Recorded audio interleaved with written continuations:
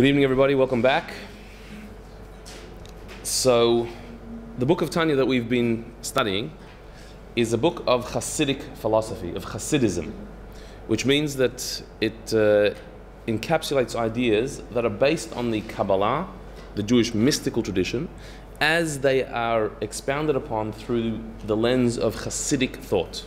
Now, what's the difference between Hasidic thought and Jewish mysticism in general, Kabbalah and Hasidism? If Hasidic thought is a school of Kabbalistic thought, so what's the actual difference between them? What makes them unique? The main difference is that while Kabbalah deals with the esoteric and abstract, the Hasidic school of thought takes those abstract ideas and applies them very practically, brings them down to earth, personalizes them.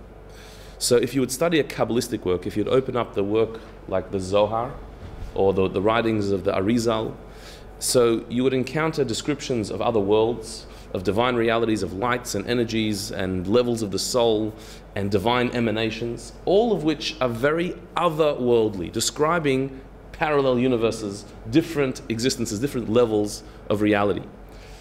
The Hasidic school of thought takes those very same ideas, but then tries to personalize it, make it apply to myself. How can I actually take these very removed ideas, talking about a different universe, and bring it into my own universe, bring it home, apply it to myself? That was the revolution that the Baal Shem Tov, the founder of the Hasidic movement, brought about. And Rabbi Zalman, the author of the Tanya, who was a student of the Baal Shem Tov, took it to a new level in his book of Tanya.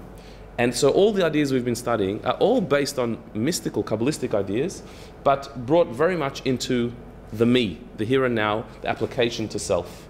So what we're going to see this evening in chapter 33 is such an application of a very deep Hasidic idea, a mystical idea, Kabbalistic idea in its Hasidic form, a practical version of what could otherwise be a very esoteric thought.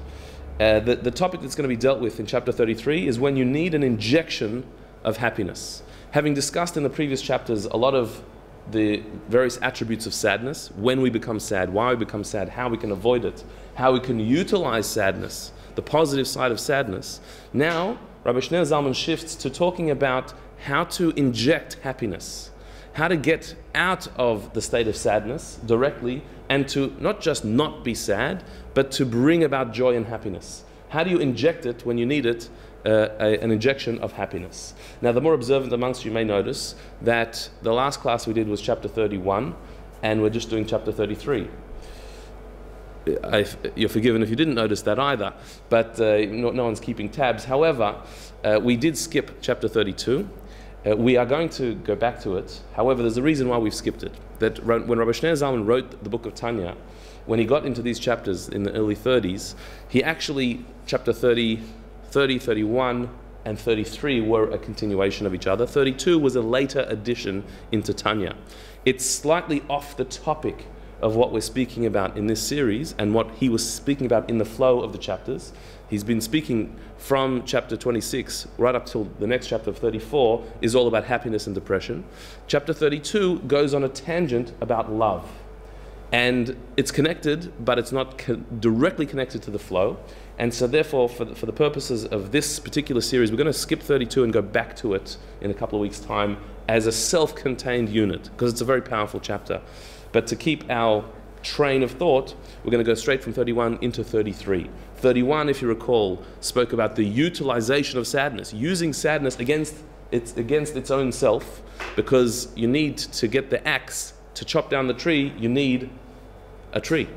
You need to take sadness, the power which is essentially an evil thing, but take a little bit of it in order to overcome your own negativity, to crush the negative side of yourself.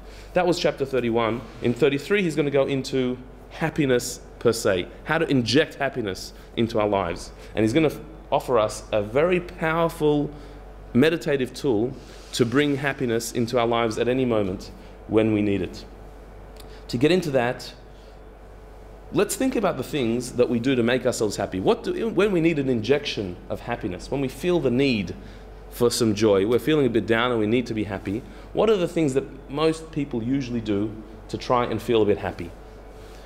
I'm hinting with the pictures of certain things. You could think of other examples, but very often we do things such as eating, chocolate as a random example of something one might eat to lift themselves up a bit because it feels good to eat chocolate. Shopping is another example of going out, and retail therapy, as it's called, in order to just lift the mood and feel a bit better. Buy something new, go online and make a purchase. Change of scenery, a holiday, go away, go somewhere else, somewhere relaxing, go to the beach, go to nature. That can often change our mood. Or something thrilling, something exciting, something out there to just shake ourselves out of the bad mood we're in and try and bring a bit of joy. Any other examples of things people do to make themselves happy? Go and help someone else. Go and help somebody else? Why would that help? Just because it makes you feel good, because it's something that's not for you, and by doing something nice and making them feel better, at ergo makes you feel nicer about it. Correct. Because as we've described, a big symptom, or the big cause of sadness is self-absorption, actually. The more self-absorbed we are, the more miserable we become. The mere act of doing something kind for somebody else takes you out of your little bubble of selfishness, and you start to feel alive again. And recall, we said that happiness is our natural state. Sadness is something that is added to ourselves. Happiness is our natural state. So if we shake ourselves out of our selfishness, the happiness should come flowing. And so doing a kind act for somebody else will hopefully get us into happiness. Any other examples of things we do to make ourselves happy? Sorry? Ring friends. Yeah, ring friends. Why would that help? I suppose just to share with somebody, or just to chat and maybe share or something like that? Yeah, so to get out of loneliness. Loneliness is obviously one of the great sources of misery, and so just calling up somebody and sharing, commiserating, somebody who will listen to you or change the subject, that can help. Learn Gemara, learn some Talmud. Why would that help? Why? Makes you forget.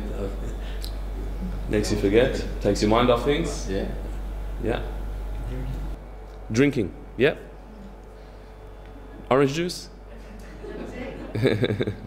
Yeah, some people turn to drink, to alcohol, drown their sorrows. Yeah, absolutely. That's one way people try to avoid. And how does that help? Relaxes you. Just chill, you just calm, get chilled out a bit and not so worked up at whatever's happening. As long as you drink in moderation. Meditation. Yeah. Gonna say? No. So yeah, these are all various ways to try and get ourselves out of a bad mood and lift ourselves a little bit.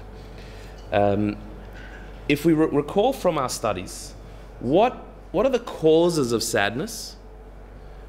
And then we're going to analyze how do these things help us out of that. From the studies in Tanya, do we recall any of the causes of sadness? What makes us sad? What are the things that we go through or that we experience that make us sad? Remember, our natural state is happy. A child is naturally alive, bubbly, and happy unless there's something wrong. There has to be something wrong to make us sad. So what is it that makes us sad? What brings us down? A loss. Failure.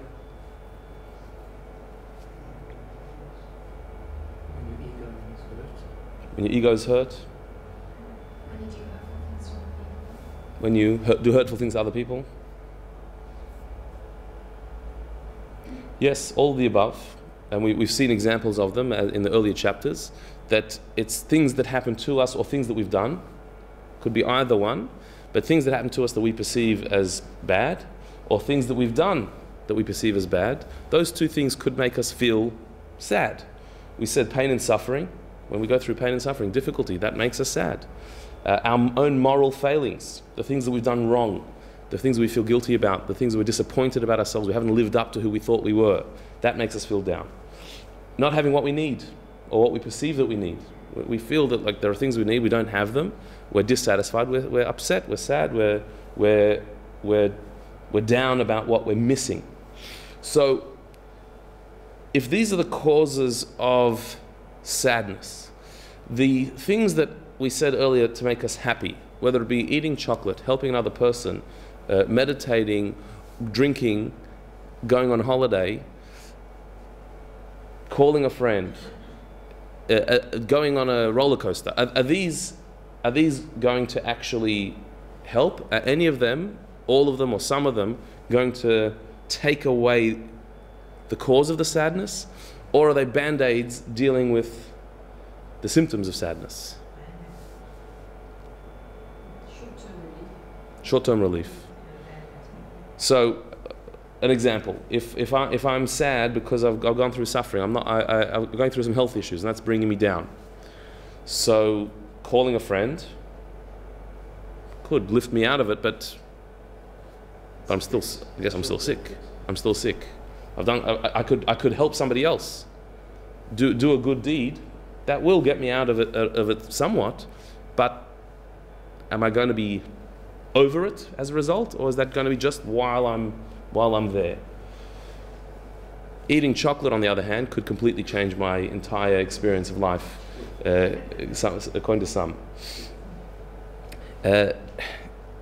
So a lot of the things we do to try and make ourselves happy when we're going through sadness will have a temporary effect, not because they're superficial necessarily. Doing good for another person compared to eating chocolate or going on a roller coaster, that's a very profound thing to do. It's very real.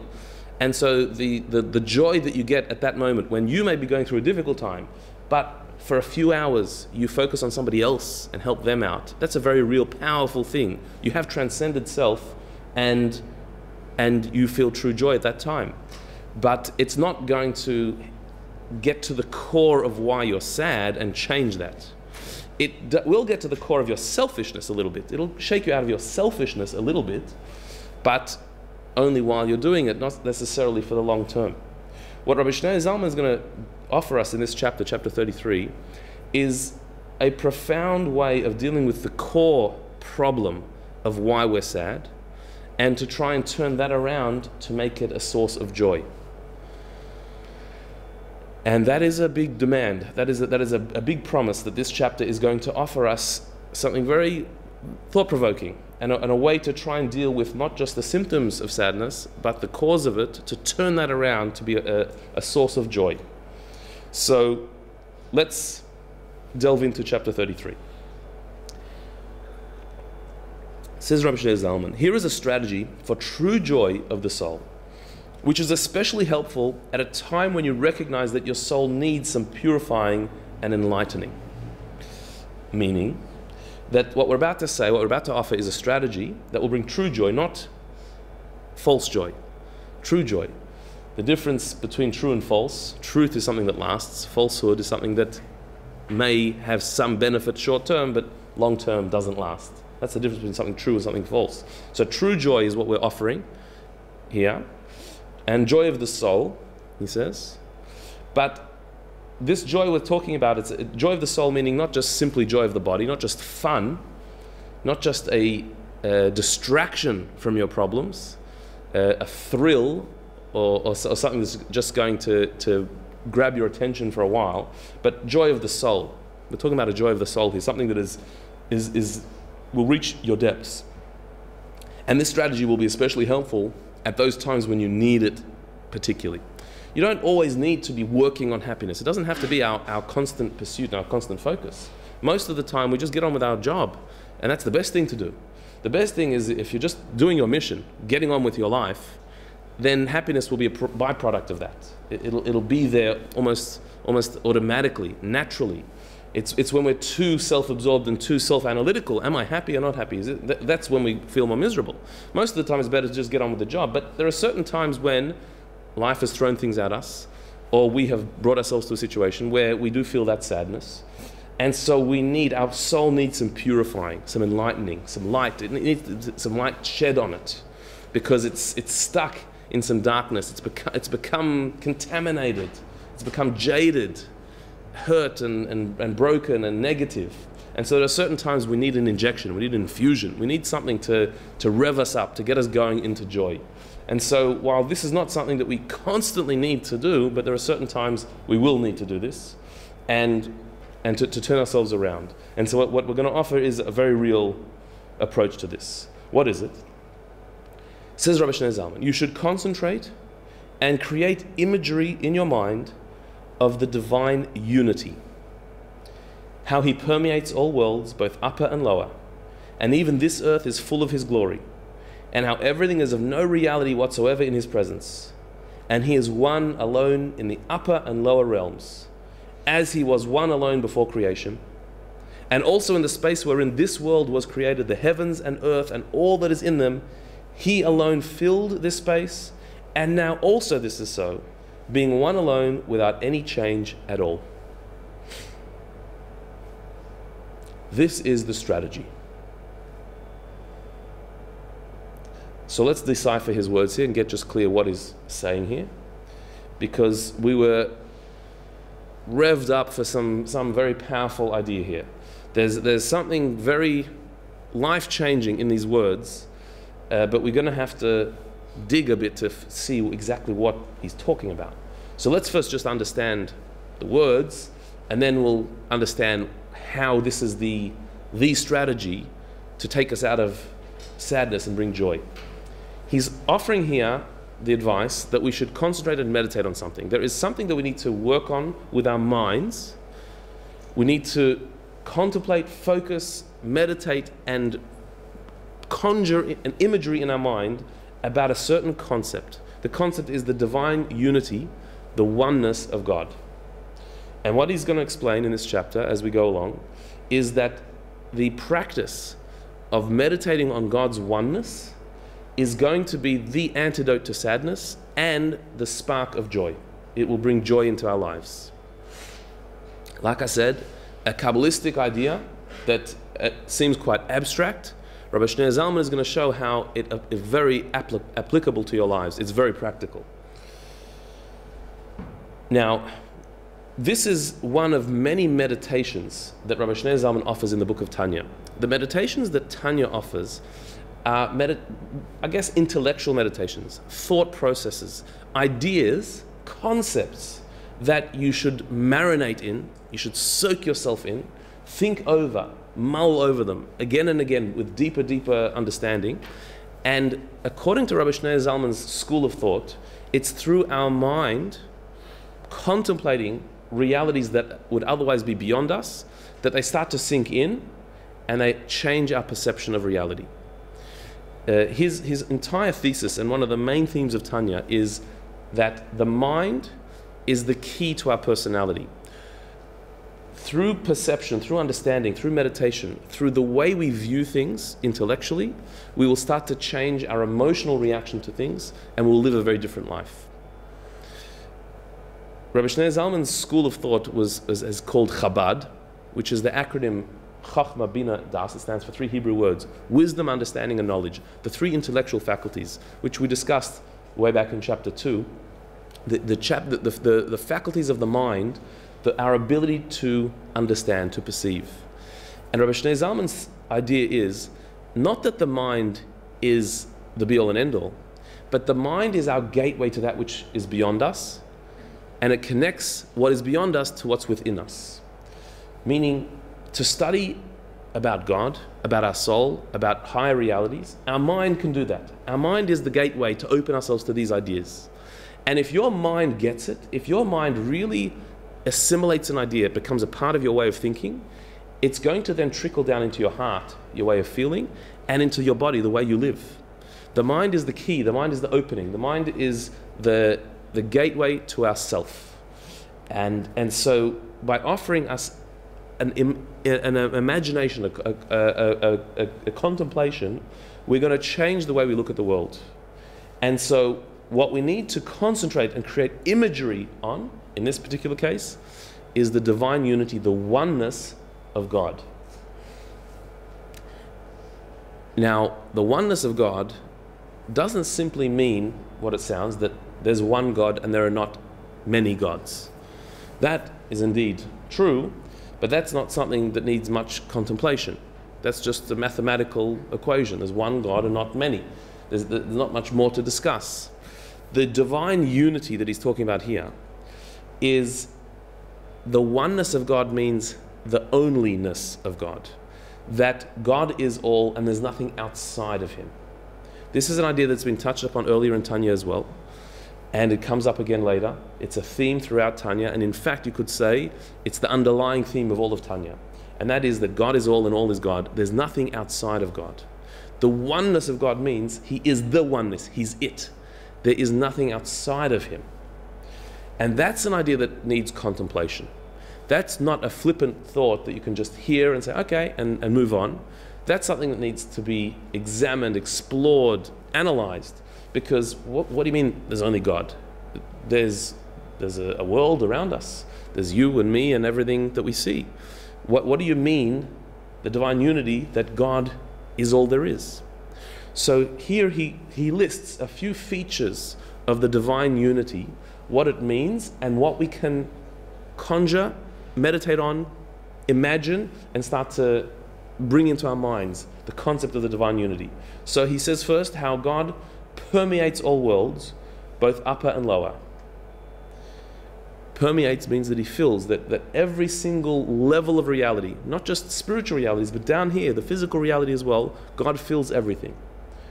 Filling it means that it's His energy, it's His life force that permeates all. There's nothing that occurs, nothing that happens that's outside of Him, that's independent of Him. It is all His energy that is beneath the surface of all that is going on.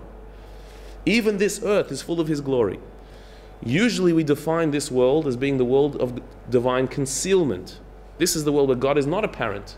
I look around, I do not see God. We can't prove Him, we can't sense Him, we can't trace Him. He's beyond this world. That's how we usually talk. That is a perception, that's what it looks like. The fact is, God fills this world as well. He's not just in heaven, He's down here in this world. We're going to see how dramatic this idea is. What that means is, if God fills all of worlds, if He permeates all worlds, including the world we're in here, that means that everything is of no reality whatsoever in His presence. There is nothing that has its own reality, a separateness from God. If God is here, so then He's only here. There is nothing else that can be here, because nothing else can be a reality in the presence of God. How so? If you ask, or if you've ever been asked by a child, where's God? So what do we tell children? Where's God? He's everywhere. God is everywhere. So what's the child's next question going to be? If God's everywhere, why can't I see Him? I mean, if you would tell me that God is in heaven, I'm on earth, so I can't see Him because I'm here and He's there. And when I go to heaven, I'll see Him, but until then I won't, because I'm in a different place. If you'd say that God is in Jerusalem, so at the moment I'm not there, so I can't see Him. But if you're telling me God is everywhere, why can't I see Him? And the answer to that is?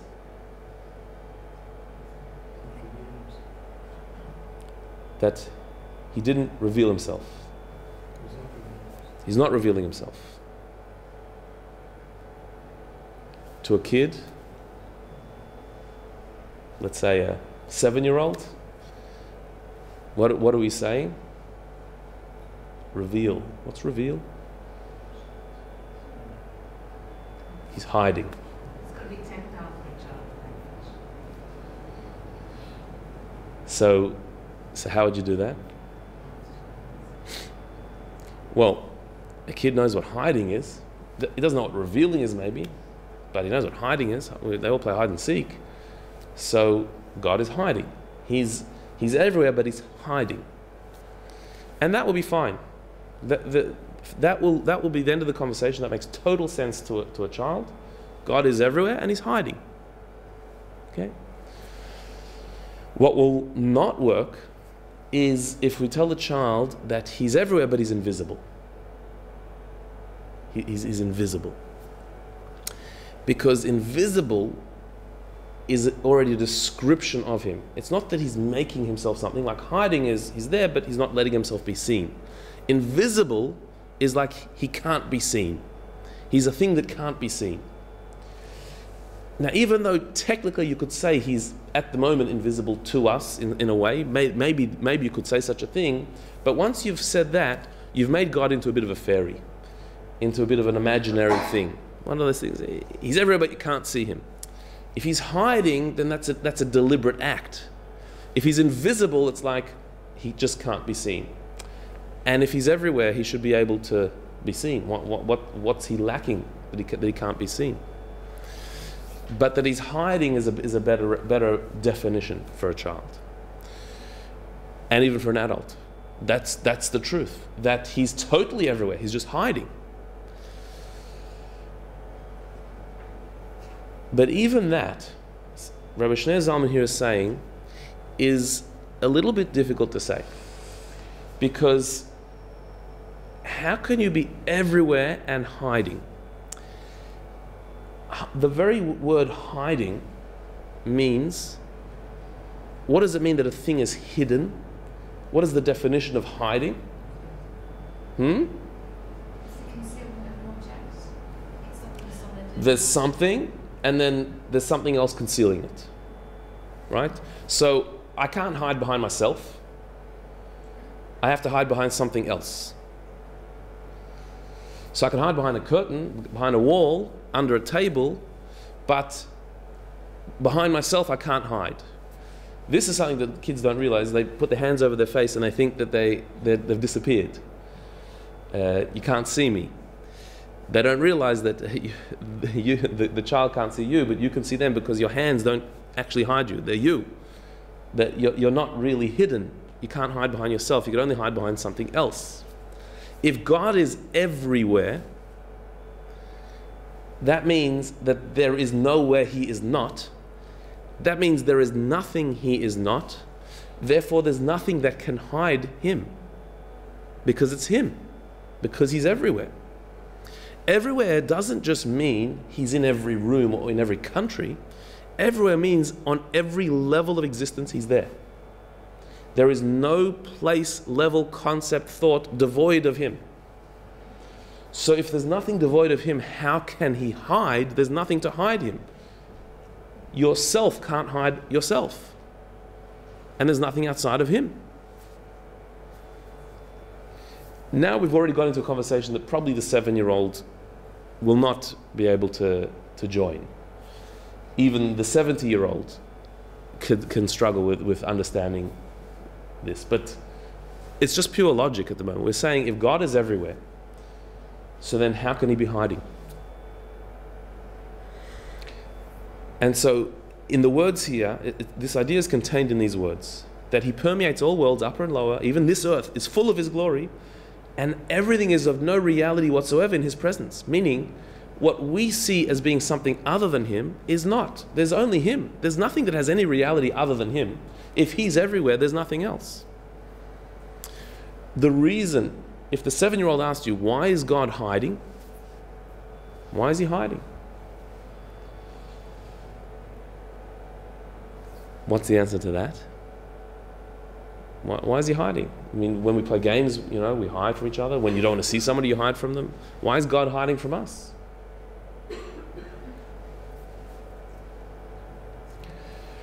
So one answer could be, because he wants us to be able to live a life freely, to do what we want to do, and to choose the right thing. If he'd be revealed to us, we couldn't choose anything. We would have to do whatever he wants. We wouldn't be separate beings. Only by him hiding, it allows us freedom. Just like a 7-year-old would know, when the teacher's watching you or your parents are watching you, so you've got to do the right thing. But what your parents and what your teachers want is when they leave the room, you do the right thing as well. That you behave even when I'm not there. What God wants is that even when you can't see him, he's hiding, you still do the right thing. That's why he's hiding. That may be the reason why he's hiding. But the fact is, how can he hide? He fills all of existence. What is he hiding behind? What is concealing him? If he's If he's everywhere, he can't be hidden. If he's hidden, that means he's not everywhere because there's something blocking him.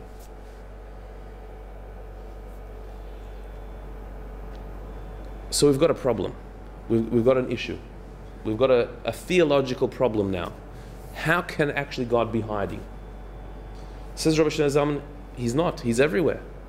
He's revealed in this world just like he is in any other world. He's as present in this world as he is anywhere else. He fills all of existence and nothing exists outside of him. There is nothing to hide him.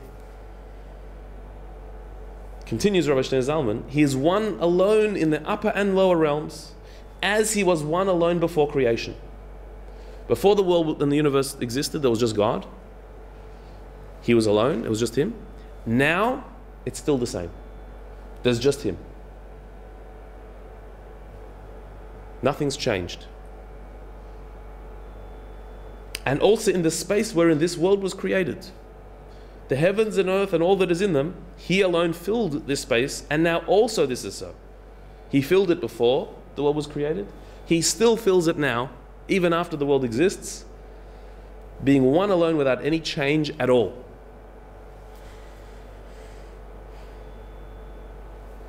How's that possible? How can you say the words are almost self-contradictory? The space that the world is in, even there God is there still like he was before the creation. You just said there's a world. You just said that there is a heaven and earth and all that's in it. You and me, we're here. And God fills this space. Like he did before creation, he still does after. No difference. How can you say such a thing? There's just something logically missing from this.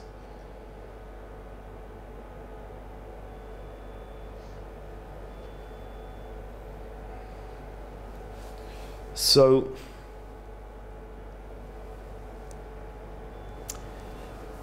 this quandary, the quandary of existence, of God's all-pervading existence and our existence, which seem to be mutually exclusive. How can you be both? How can he be everywhere and we're also here? How can he be the same as he was before creation and after creation, and yet there's creation? This problem is dealt with at length in Hasidic writings. It's one of the great preoccupations of Hasidic thought, our existence vis-a-vis God's existence. An easy answer would be, we don't exist. That's the easy way out. We don't exist. But unfortunately, we don't have that luxury of not existing. We absolutely do exist. God created us. And yet, God still exists the same as he did before, unaffected, unchanged. He's here just as much as he was before. And so Hasidic thought grapples with this idea. How can you actually understand that? So, I want to illustrate the answer to you by looking at a different thing. Anyone recognize this picture?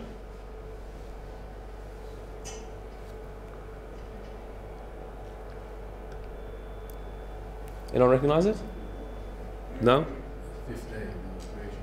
This is the work of M.C. Escher. He's a Jewish artist. You've seen his stuff before? It's all optical illusions, brilliant stuff. Recent time, yeah. So what do you see in the picture? What do you see there? Fish and birds. Anything unusual about the picture? There are in between fish and birds.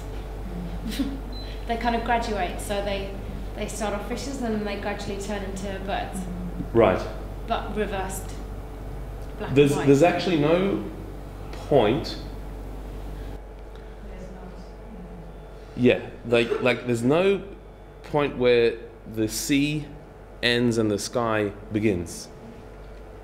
Like fish are in the sea, birds are in the sky, right? But like there's a row there of birds and fish that are intertwined with each other, and it just flows. But like you don't see that when you first look at it. There's not a problem. It looks very smooth, but when you sort of follow it from bottom to top or top to bottom, it somehow melds into from one to the other. So the way he's done it, How has he created this flow that the fish become birds and the birds become fish?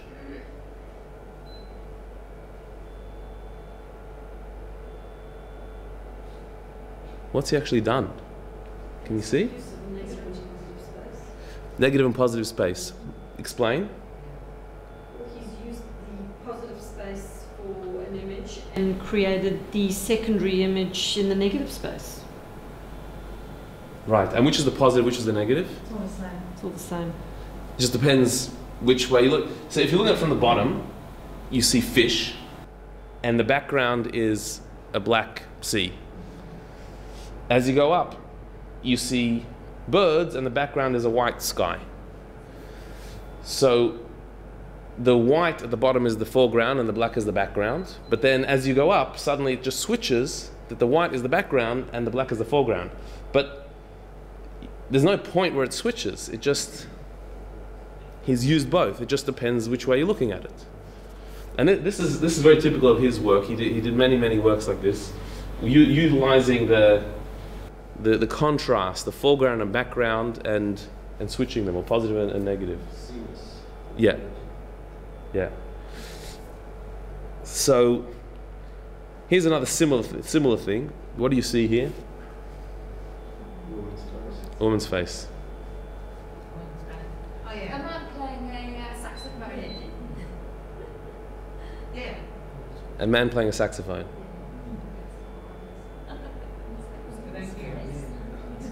Do you see the man playing a saxophone? Yeah. It's so. Did anyone see that first? The man playing the saxophone. You first saw the man playing saxophone, but you see the woman now. You can't see a woman there. Only have eyes for his wife. And once you see it, you will see it. Yeah. Once. Yeah. That's right. You see it now? No? It's good. You're not supposed to look at other women. It's good.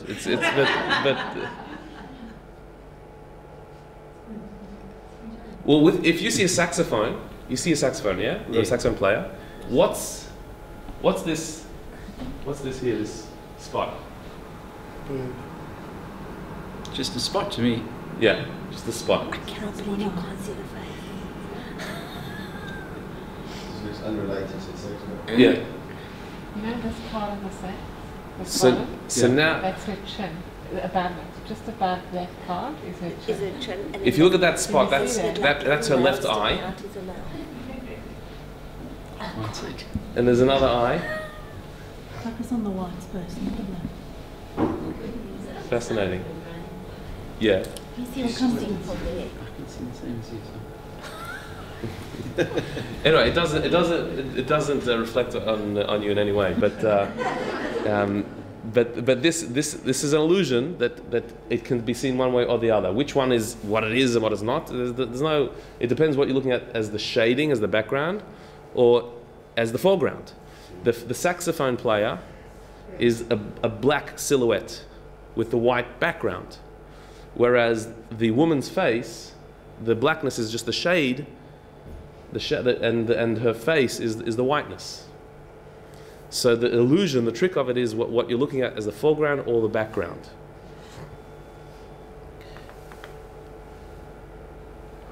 Here's my favorite one. This is another Escher drawing. And it's another illusion. What's the illusion here? Upside down. Right, is this chessboard right way up or upside down? So it's both. Depends where you look at it from. When you start on one end, on the white end, so it's looking like it's an upright chessboard. But as you go along, suddenly it becomes an upside down chessboard. How does he do that? Oops. How did that switch work?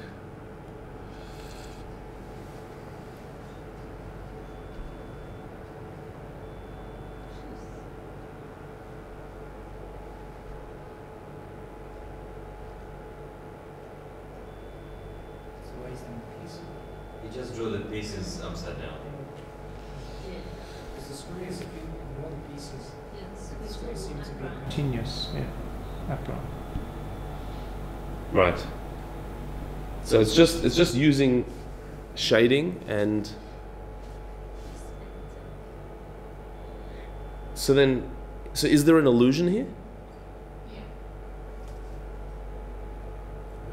I think why the board seems to curve a bit, which I think helps create that illusion. There's something about when you run your eyes along it, there's a switch, there's a certain point where your eyes do switch around and you see it differently.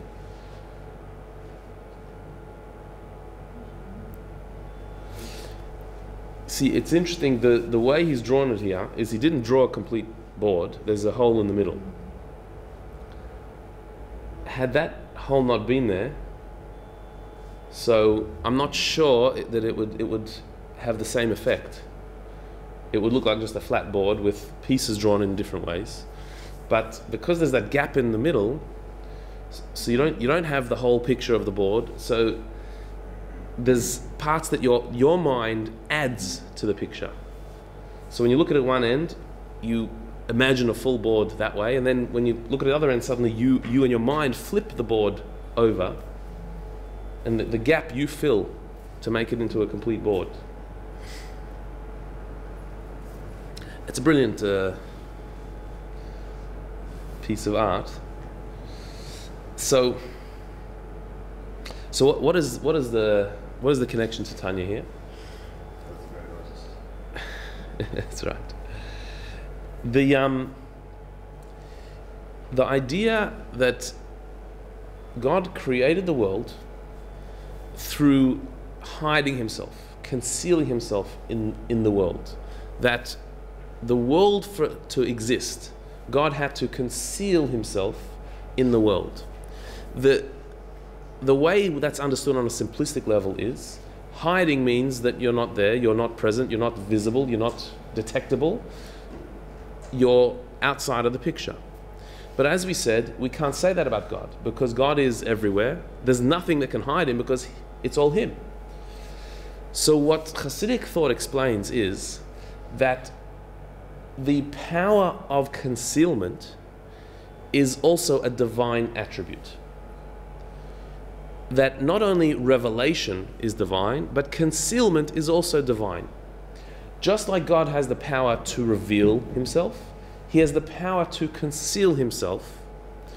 And just like the power of revelation is him, the power of concealment is also him.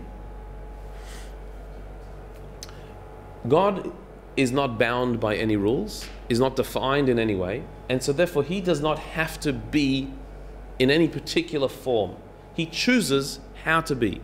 He can choose to be revealed, he can choose to be concealed. Either way, it's him. It's him doing something. There's the act of revelation, there's the act of concealment, of hiddenness. But they're both him.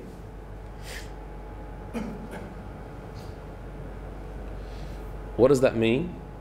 What does that actually mean on a practical level?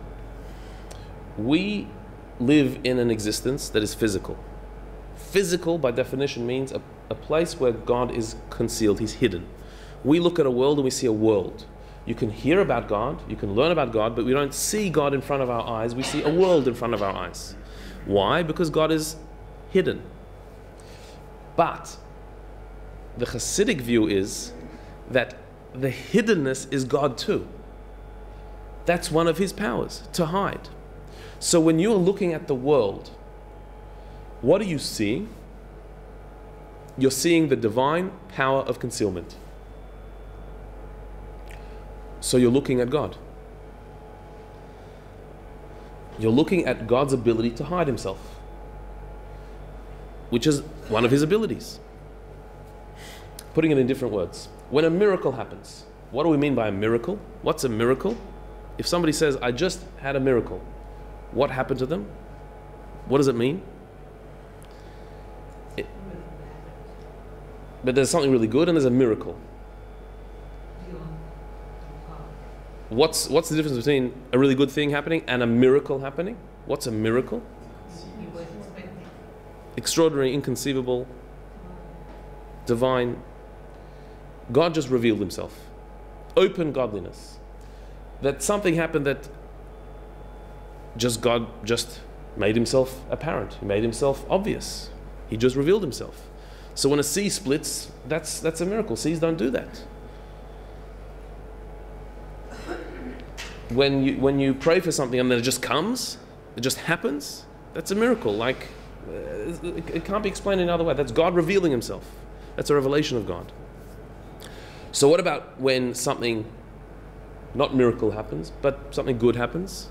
What about when something not even good happens? What happened then?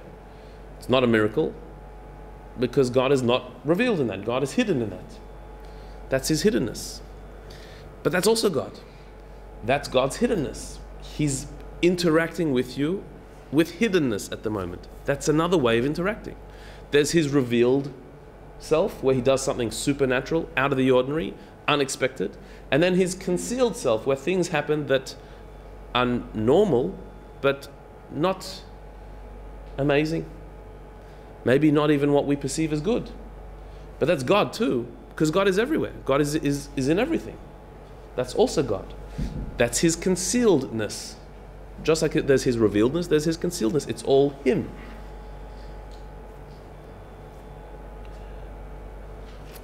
A way to understand that is to look here that there's the black and there's the white. Which one is the picture and which one is the background? So you can look at it two ways. You can see the black as being the picture and the white as the background, if you're looking at it from the top to the bottom. Or if you're looking from bottom to top, the white is the picture, the black is the background. The non-entity or the entity, well, you can look at them both. There's God revealing himself and God hiding himself, but it's both him. It's not that there is God and there's other. God is all. So therefore you can just look at reality in two ways. You can look at it as God is hiding and then we're waiting for him to appear, to do that miracle, to intervene, to show himself. That's one way of looking at it. Or you can look at the concealment and say that this concealment is not a cover over the reality. This is the reality. The concealment is God. He's everywhere, and so therefore he's in that concealment. That is him.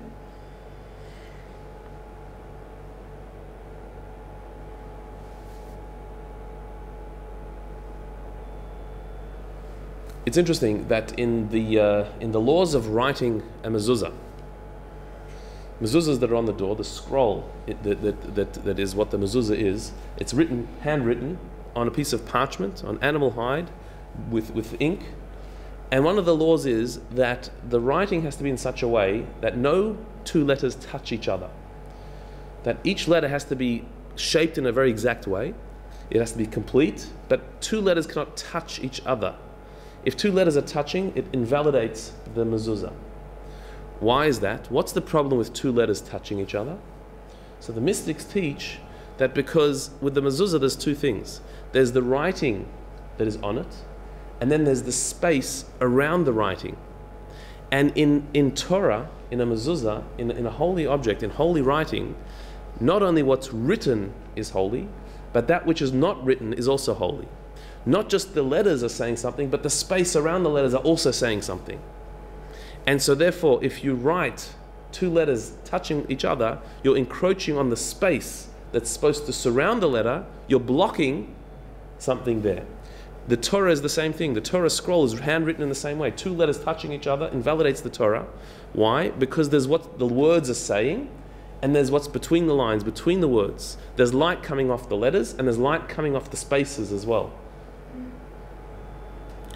And so you can't look at the Torah as being a blank page with writing on it. You have to look at it as light upon light. There's the light that is black, that is light that is white.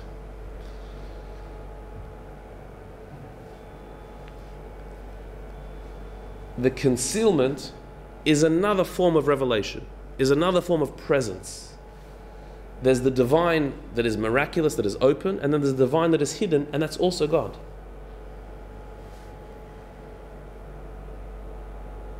So what it ends up being is that when we say that God is concealed in the world, he's hiding. What's he hiding behind? He's actually hiding behind himself, which we said you can't do. When you cover your face, you're not hidden. God is not really hidden. We use the term hidden to describe one form of God's revelation.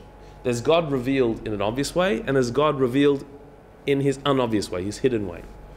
Just like here, you can't say that the black is concealment. The black is revelation. You also can't say the white is blank. The white is expressing something.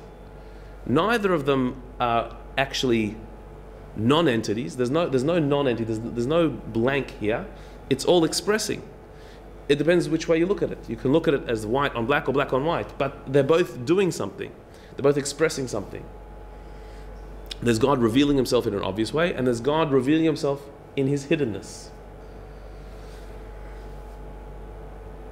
This is a meditation. As I said in the beginning, Rabbi Shneur Zalman here is offering us a very deep thought process that we can marinate on and allow to sink in. But it's a fascinating way of looking at the world.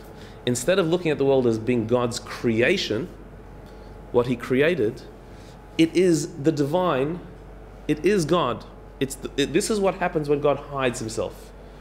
Hiding for God is also a form of revelation. And this is what we get, a universe.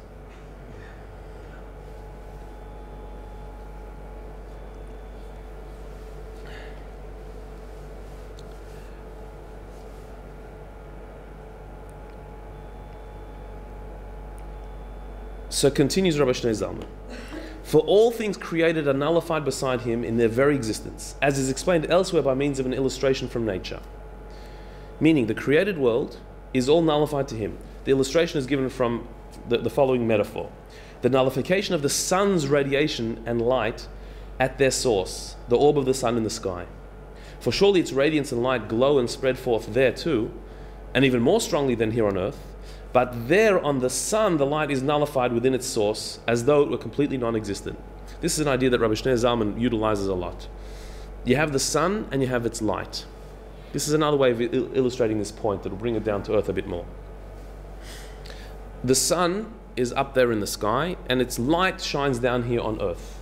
The warmth that we experience of the sun is not the sun, it's the light of the sun, the rays of the sun that reach the earth. So even on a day like today, warmth is maybe not a very relevant metaphor for us. But when the sun is out, there's light, there's warmth. You can recharge a solar energized machine through the rays of the sun. When you open the curtains, the sunlight streams in. There is light and warmth that comes from the sun, comes down from the sun, rays of the sun. So if down here on earth, so far away from the sun, we can experience the light, the rays of the sun. If you would be on the sun, if it would be possible to land on the sun, there would you be able to enjoy the rays of the sun? No. Why not? Is the light of the sun not on the sun itself? If we can have it on earth, surely you can have it on the sun. But no, if you be on the sun is what you'd experience, not the rays of the sun, not the light of the sun itself. The use of the sun that we have on earth is because we're far away from the sun, because it's up there and we're down here, we can experience its rays. The sun itself, we wouldn't be able to experience directly. If we would land on the sun, we would not be able to then recharge our solar-powered watch or get a suntan. It would be an experience of the sun, not the rays of the sun. Now, obviously, the light of the sun is on the sun much more than it is down here, but on the sun, the rays of the sun become irrelevant to the sun, become subsumed by the sun, overwhelmed by the sun itself. If we look at pictures of sun rays, when do you see the rays of the sun the best? When can they actually be captured? What's common in all of these pictures? There's an obscurity of the sun, which allows the rays to be seen. Yes, the concealment of the sun allows the rays to be seen. You can experience the rays only when there's a concealment of the sun. But these are pictures of the sun itself. You actually don't see rays anymore. You just see the awesome light of the sun itself. It's not even daytime, as it were. So you've got the sun itself, and you've got the rays of the sun. You can only experience the rays if the sun is concealed, if it's distant. If it's revealed, then you can't experience it at all. So what is this metaphor utilized for? Exactly so, says Rabbi Zalman, figuratively speaking, is the world and all that fills it dissolved out of existence in relation to its source, which is the light of the blessed Ein Sof. Hang on a minute. The world is dissolved like the rays of the sun in the sun. Meaning, our perception of ourselves is that we have an existence and God shines from a distance. That God is somewhere up in heaven, we are down on earth, He created us, so therefore we have an existence and autonomy and independence. Like the sun can shine its rays down on us, God can shine His rays of light on us, we're far from Him. That's how we perceive things. That is because God is concealed. Because God hides Himself, it allows us the space to feel our existence, our autonomy, our independence. And so therefore the world looks like a separate entity from God. Just like when the sun is concealed, is distant, is far, the rays you can see. You can see something outside of it. But on the sun itself, the rays would not be visible. The truth is, says Rabbi Zalman, we are not far from the sun, we're on the sun. We're not far from God, we're actually in Him. God is totally here, absolutely here. He's not far away, He's totally present with us. And so therefore, like the rays of the sun are lost in the sun, so too existence is all a part of Him. And He is existence, He's everything. That's the reality. We just don't see it, because if we would see it, we would cease to exist as autonomous beings. God wants us to exist, but He wants us to see beyond our existence as well. He wants us to see the rays of the sun, but realize that actually we're in the sun itself. So His concealment, His hiddenness, is also Him, because there's nothing else. Where is this all taking us? Again, it sounds a little bit esoteric. What are we supposed to gain from this perspective, this idea? So what he's getting at is that we perceive there to be a duality in existence. There's God and goodness, and there's this concealment, darkness and bad. There's what's supposed to be and what is. The ideal and the reality. That there's some divine ideal out there, how things are supposed to be, and then down here on earth, things don't work out that way. There's goodness, and then there's these bad things that get in the way of goodness. There's my happiness, and the things that get in the way of my happiness and cause me sadness. This chapter of Tanya is trying to give us a more profound perspective in realizing that there is no duality. There's only one. There's only God. Nothing is outside of Him.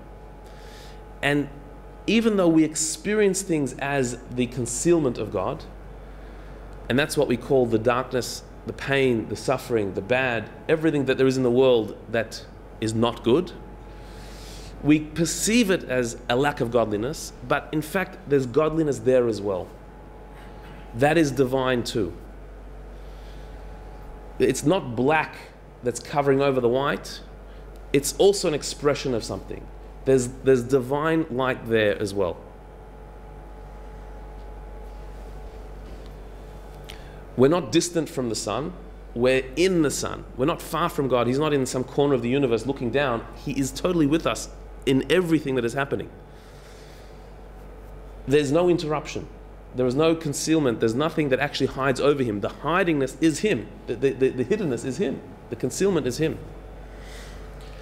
And so therefore, if this idea would jump off the page to us, if it would not just be this sort of concept in a Kabbalistic, mysterious type of work, but if it would be something that we lived with, if we actually thought through, we contemplated on and allowed it to really sink in, so then we would have a very different view of the world, as this is divine. It is divine light revealed in its hiddenness. But also, the negative occurrences that happen to us, or even that we have caused, would also gain a certain divine redemption. That would be redeemed, that would be elevated from what we usually think they are to a different definition. Putting it very simply, we usually look at the pitfalls, at the failures, at the problems in life as being the type of hurdle, a bump in the road. We had a plan that things should go in a certain way. We were expecting life to take us in a certain direction. We were looking forward to certain things, and then along came difficulties to knock us off course, to a blockage, to not let us go the way we're supposed to go. And so we feel that what we need to do now is somehow get rid of this and get back on our course. It's like an interruption to where we're supposed to be. What this is saying is that there's no such thing. There's nothing that's an interruption. That is life. All of that is life. All of that is divine. That all of it is for you. It's all supposed to be there. Even when it's extremely difficult to see that. And even when the concealment is very, very real, and the pain is very real, but it's not distance from God. It's not that God is far away. God is in that too. Now, of course, this is in no way justifying pain or explaining why suffering happens or bad things happen to good people. It's a different topic. It's touching on it, but it's not. We're not getting into the emotional side of it at the moment. This is the faith side of it. That everything that happens is divine. It is all God. It is all a part of the one picture. There's no interruption. There's nothing superimposed on it. There's the black letters that express something, and there's the white behind it that expresses something as well.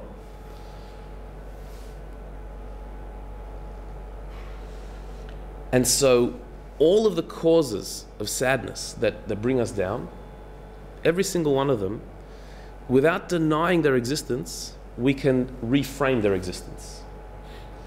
The pain and suffering that every single human being goes through in their lives is very real and not always easy to deal with.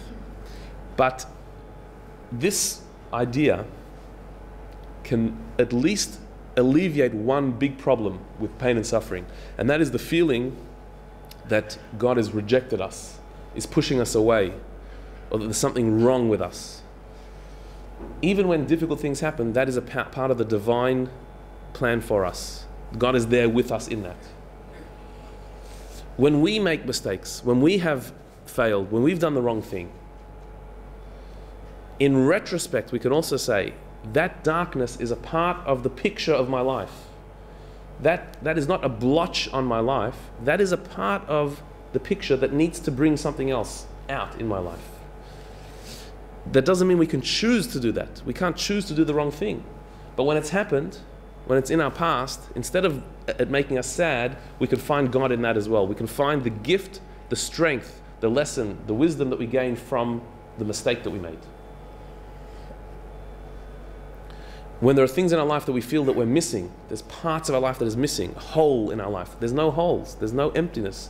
That is a part of the picture as well. That's what makes us who we are. This is the divine design for our particular life. And so when that really becomes real to us, it doesn't mean we don't have pain and suffering anymore.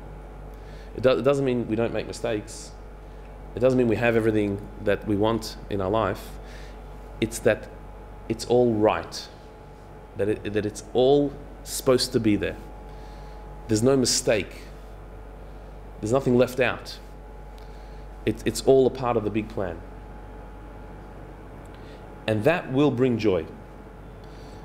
Says Rabbi Zalman, if you deeply contemplate this, your heart will be gladdened and your soul will rejoice with all heart and soul and might in the awesome intensity of this faith, since this is the experience of God's closeness.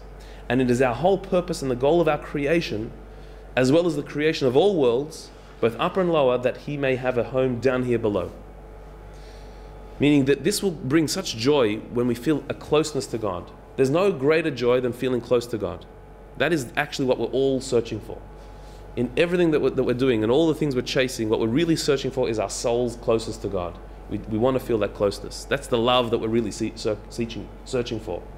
And when we realize that we've actually got it, that divine gift is with us already, the joy that comes with that is immense.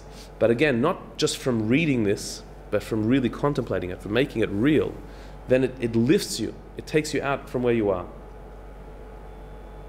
And this is the whole purpose of creation. The purpose of creation is to find God in that darkness, to find him in the lowliness of this world, in the difficulties of this world. That's the whole reason why he created the world. The purpose of our creation, as well as all of worlds, was to find God a home down here and below, down here in the lowliness of this world. This idea, Rabbi Shneur Zalman is going to elaborate on in the later chapters of Tanya, the very purpose of creation. He's just touching on it here, that it's in the darkness, finding God in the darkness. That's actually what we're here for. That's actually our mission. And the joy that comes from that, the feeling of closeness, is an immense one. For this reason, says Rabbi Shneur Zalman, it was instituted to offer praise and thanks to God each morning, and to say, every morning in the morning prayer, it says, happy are we, how goodly is our portion, and how pleasant is our lot, and how beautiful our inheritance. Every day, on a daily basis, to say, we're happy, how good is the life that we've been given, our lot. Our lot means everything that's been given to us is good. How pleasant and how beautiful is our inheritance. So he says, what does it mean inheritance? Just as you would rejoice and be happy if an inheritance of immense fortune which you had not earned fell to you, how infinitely more should we rejoice over our heritage that our ancestors have bequeathed to us, that is, the true unity of God.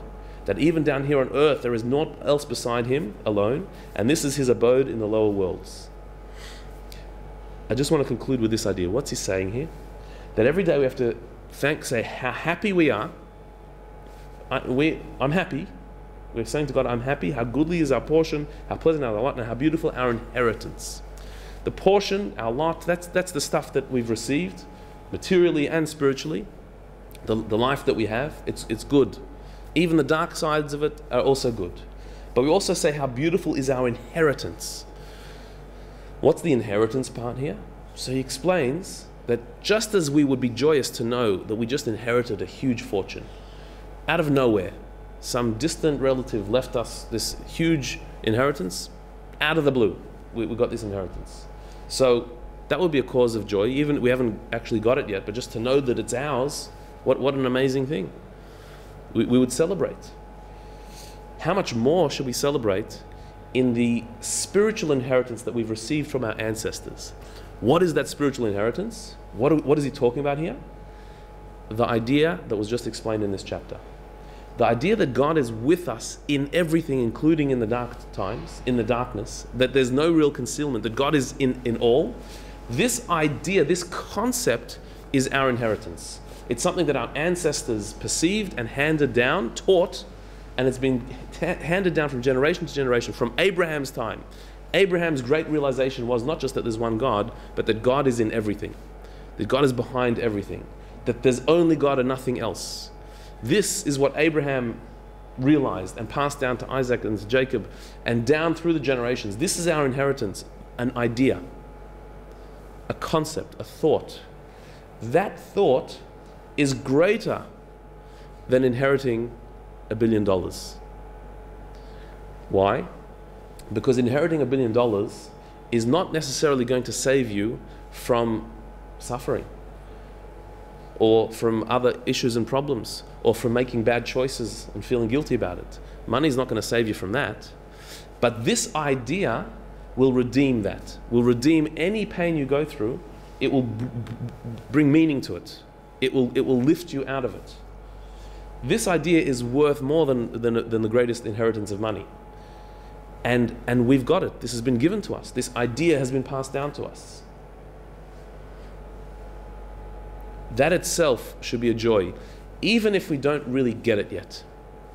Even if we haven't reached that level where fully makes sense to us and we can utilize the idea, we should still be joyous. Just like if you heard the news that you inherited $1 billion, and even though it hasn't yet been put into your bank account, you'd be happy already to know that this is yours, even though you can't utilize it yet.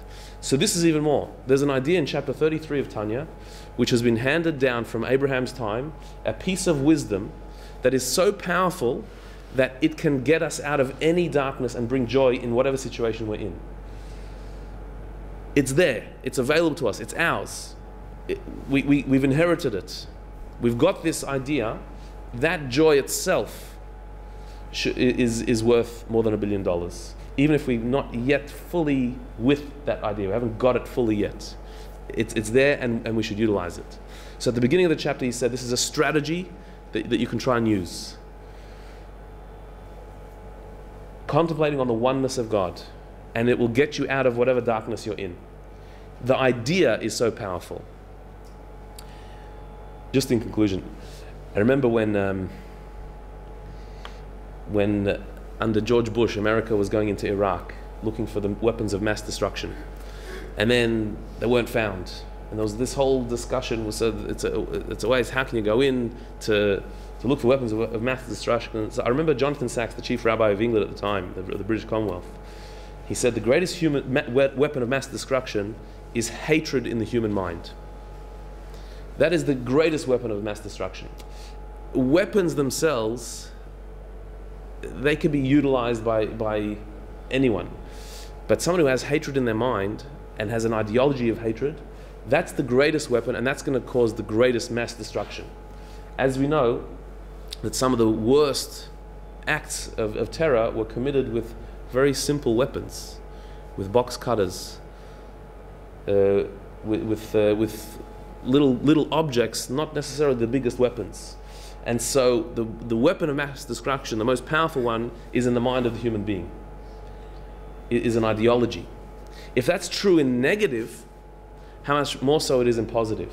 When you have an idea, a positive idea, a philosophy, an ideology that can lift you, that is the greatest medicine, that is the greatest tool, that is the greatest inheritance, it's the greatest wealth. If negative ideas can cause havoc and mass destruction, positive ideas can lift you out of anything. And that's the great inheritance that we celebrate, that we have these ideas, these concepts that we can tap into, that they're ours, they're available to us at any time. In business as well, that they say capital isn't that important in business, experience isn't that important. You can get both of these things. What is important is ideas. In the business world, also there was an architect, Frank Lloyd Wright, who said that an idea is salvation by imagination.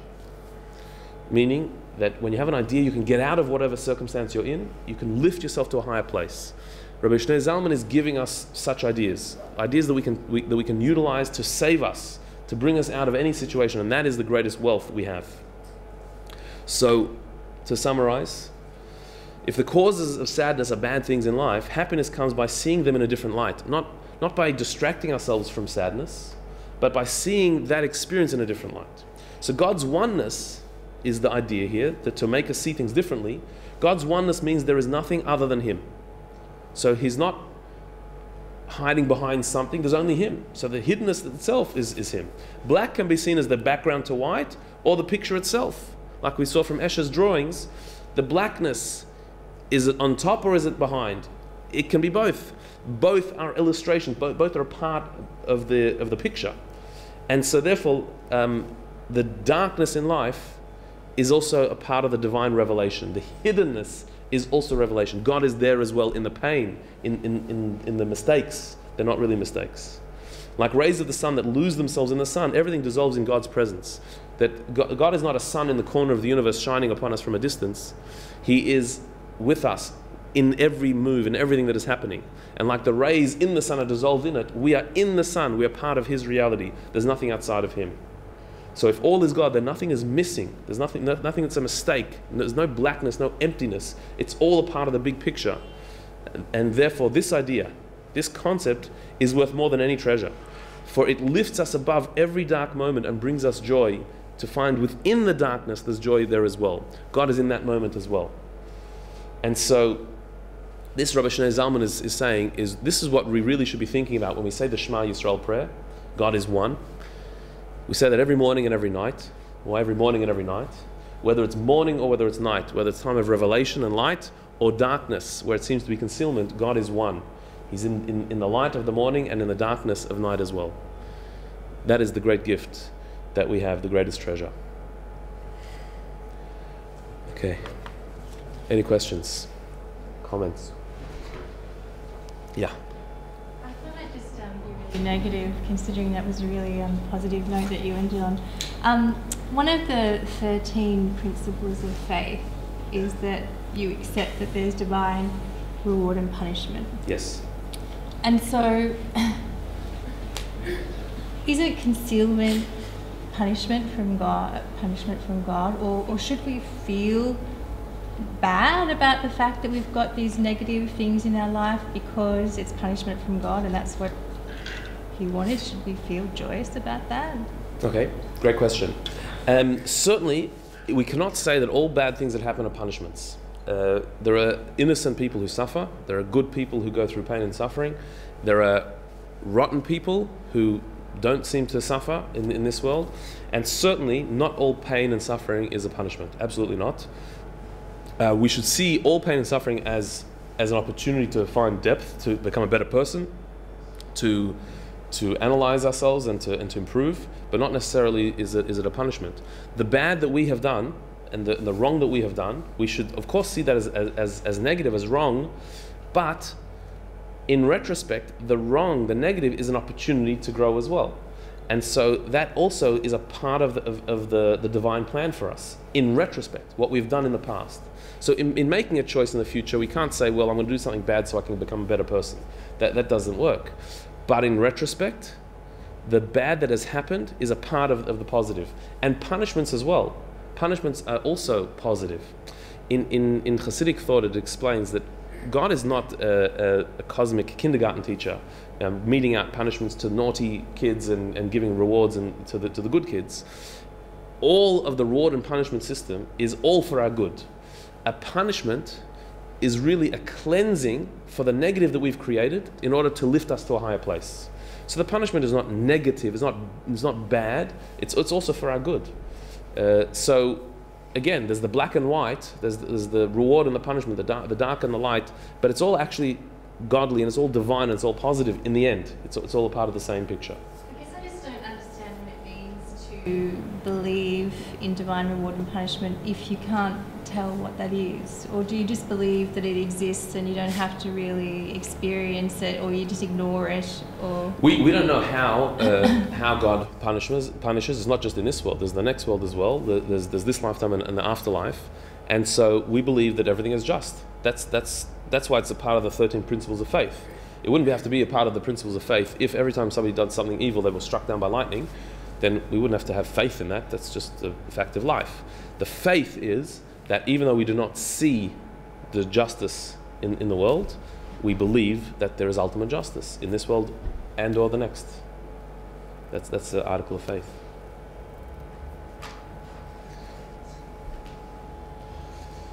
Yes? So is this whole principle something that a person has to sort of meditate for themselves when they're ready?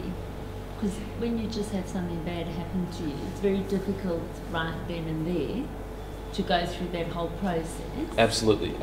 This is not advice to give somebody who's suffering. We shouldn't go up to somebody suffering and say, this is fantastic because the darkness is also light. No. This is a philosophy. This is an idea that arms you, so when you need it, you can apply it. But you have to have it in advance. Yeah, this idea has to be implanted, so when you need it, you can tap into it.